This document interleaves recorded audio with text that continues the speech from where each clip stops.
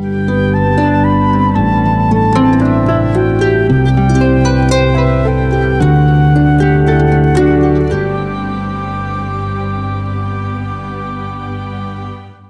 Dini kalau tidak salah sempat beberapa kali terlibat aktif dalam program buka puasa bareng yatim ya Mbak Dini ya. Itu kenapa sih Mbak Dini tertarik untuk berbagi seperti itu? Kalau tidak salah gabungnya di program PKPU ya Mbak ya. Iya. Kenapa nih bisa tertarik gitu? Karena memang orang tua saya mengajarkan bahwa berbagi itu di Al-Quran juga ada kan ya. Di Al-Quran Allah juga menyuruh dan orang tua saya juga mengajarkan itu gitu.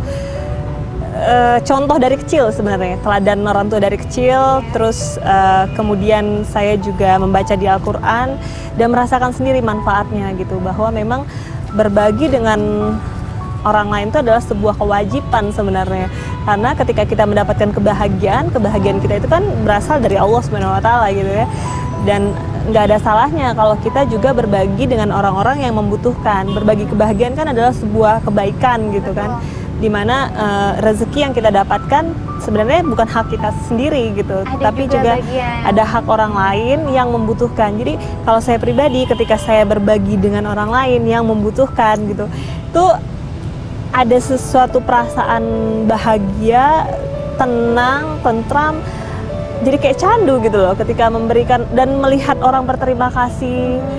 Itu bukan berterima kasihnya ya, maksudnya melihat aura wajahnya ya, bahagia gitu. Dan ketika kita bisa melepaskan kesulitan mereka tuh sebuah hal luar biasa gitu.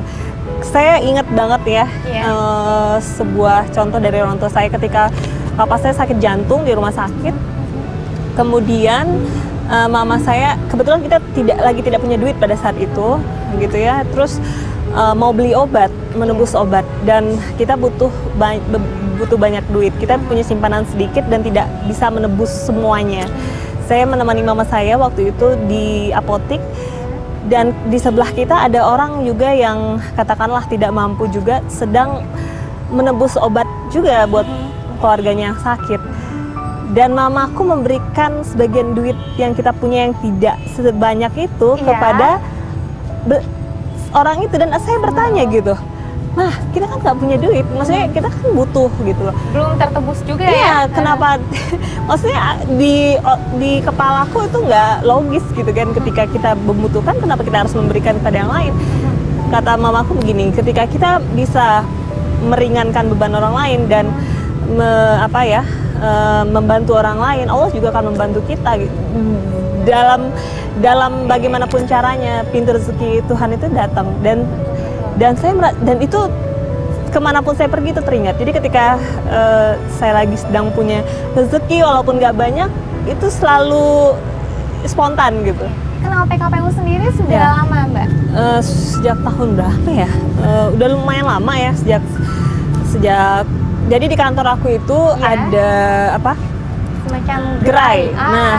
Gerai. Jadi gerai jadi kalau saya lewat itu kalau ke kantin atau ke parkiran itu selalu ngelewatin, ke bank selalu ngelewatin. Jadi waktu itu ini apa sih PKPU, karena kan nggak terlalu familiar pada saat itu. Kalau nggak salah tahun 2009 aku sih udah ngerti juga ya PKPU, tapi aku lupa tepatnya. Terus akhirnya aku lihat, jadi setiap zakat akhirnya aku ke PKPU gitu, dan sebenarnya sih waktu itu biasa aja, maksudnya tidak terlalu yang oke, PKPU gitu kan, ya udah deh coba gitu kan. Biasanya kan aku ke rumah zakat lainnya gitu. Tapi ternyata PKPU tuh menariknya dia ini ya, kejelasan. Jadi ngupdate gitu loh, kasih updatean, terus kelihatan gitu. Maksudnya enak aja gitu, TikToknya enak. Jadi saya pikir ya, jadi kalau misalnya ada tiap bulan puasa, aku selalu ke PKPU gitu, insya Allah. Jadi kalau misalnya ada makan anak yatim, aku selalu, kalau ada rezeki ya aku selalu berbagi gitu. Iya, terima kasih nih Mbak Dini atas kepercayaannya ya. Kira-kira ada masukan mungkin untuk PKPU sendiri? Kalau masukan sejauh ini sih saya lihat PKPU sudah cukup berkembang pesat ya gitu ya, dan ininya program-programnya juga bagus-bagus gitu ya. Semoga PKPU menjadi rumah zakat yang lebih baik lagi, lebih terorganize lagi, lebih transparan ya, amanah dan sebagainya gitu. Iya. Jadi orang kepercayaan itu selalu dijaga gitu. Betul. Ya, terima kasih Mbak Dini ya.